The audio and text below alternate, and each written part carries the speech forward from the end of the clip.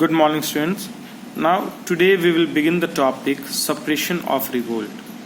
So, many revolts were started by the freedom fighters, but finally these revolts were suppressed by the Britishers. What the Britishers did, they responded with the swift and brutal. The best of the governor generals were mobilized with his force under the best commanders, and many of the villages were burned and massacred, and the villagers were hanged, and thousands of the people in the public place.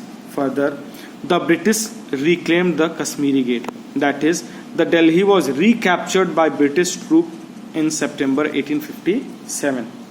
The next is the suppression of the revolt is that Bahadur Shah II was captured, and he was kept in prison, and he was put on trial, and when found guilty he was sent back to Rangoon, where he died in 1862, and two of his sons were shot dead before his eyes, right in front of him.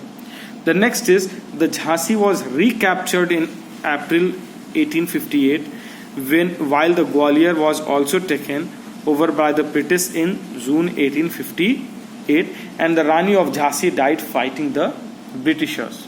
Now, the Ara was captured when Kuwar Singh died in April 1858 after sustaining a fatal wound. So Ara was also recaptured by the British after Kuwar Singh died on April 1858 after he could not sustain the fatal wound he had. Now, in September 1858, Lucknow fell into British troops and Kanpur was captured in December 1858. Begum Hazrat Mahal and Nana Sahib escaped to Nepal. So further, Lucknow and Kanpur were also acquired by the British. That is, the Kanpur was acquired in 1858. Lucknow was acquired in 1858, while Kanpur was September 1858, while Kanpur was acquired in December 1858. And the Begum Hazrat Mahal and Nana Sahib, they had to run to Nepal to save their life. The next is, alarmed by the widespread rebellion and to prevent such incidents, the British tried their best to appraise the Indians. Landlords who had remained loyal were rewarded by grants of land rights. The rebels were asked to submit to British to save their lives and lands. So as the Britishers were alarmed by the widespread rebellion, what they did, whoever were best and loyal to the Britishers, they rewarded them, and those who were not loyal to them, the Britishers asked them to submit their land in order to save their life. Now let us see, why did the revolt fail? Although the revolt was an important event in the history of India, it failed to achieve its objective due to the following reason. So here are few reasons given below due to which the revolt of 1857 failed. So let us see what were the reasons. The first one is largely localized characters. So the first thing was that most of the revolts were localized, means only the local people participated, like the people that were in the presidency of Bombay and Madras, they did not participate in the revolt. Further, the people, those who lived in Punjab and the largely princely states of Hyderabad, Mysore, Travancore and Kashmir, and the states of Rajputana, they also did not participate. That means the revolt was only localized to certain place, which resulted in the failure of the revolt. The next one is the weak leadership. So as per the weak leadership, most of the leaders, they were only fighting this revolt for their own narrow cause and the personal gain. None of the leaders were there who fought for the national gain. Further, Bahadur Shah II, he was too old and he did not even had command of the sepoys in the Delhi. So it was due to the weak leadership that the revolt of 1857 was lost. Further, the next is lack of the common ideas. That means whoever participated in revolt, they did not had any idea what were they revolting against.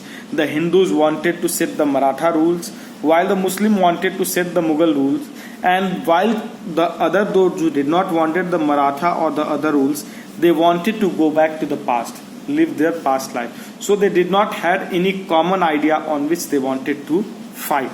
The next one is lack of the support from the emerging middle class.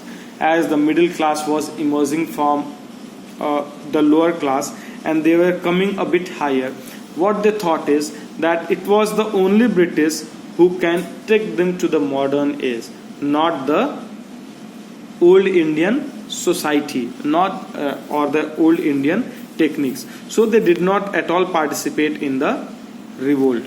Next is old and outdated weapon. Further, the Indians did not, those who revolted against the British, they did not had any modern weapons.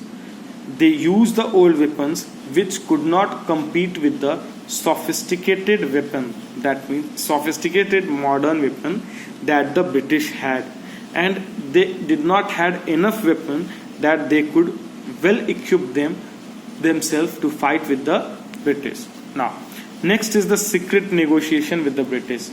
So as most of the rulers in the revolt they had lost their territories, so to gain back their territories they started secretly helping the British so that they could gain their faith and they could restore back their territory. Now let us see what was the result of the revolt. The revolt produced far-reaching results. The British introduced some changes in their old policies. Some of these are briefly discussed below. So the result of revolt was that with the reason of the revolt, the British had the far-reaching result, and what they did, they made various changes in their old policies which are discussed below so that no other revolt could take place. The first one is the Government of India Act 1858. So a new act was passed in 1858. The power of East India Company was transferred to British Crown. This was to ensure better and more responsible management of affairs. So a new act was passed, that is Government of India Act 1858, in which the whole of the East India Company was transferred to the British Crown so that a better responsible management affairs could be established. Next is a Secretary of State was appointed. He was made responsible for all the matters related to the Government of India and was to be assisted by the Advisory Council of 15 members. This council was called Indian Council. The Governor General of India was replaced by the Viceroy, a personal representative of Crown. The Lord Canning became the first Viceroy. So a Secretary of State was further appointed, and he was responsible for all the government affairs that took place in the India. He had the group of advisory council with the which has the 15 members, and this council was called as the Indian Council, and the Governor General was removed. In place of him the Viceroy was placed, and he was responsible for, he was the personal representative of the Crown, and he used to represent everything to the Crown, and Lord Canning became the first Viceroy of the India.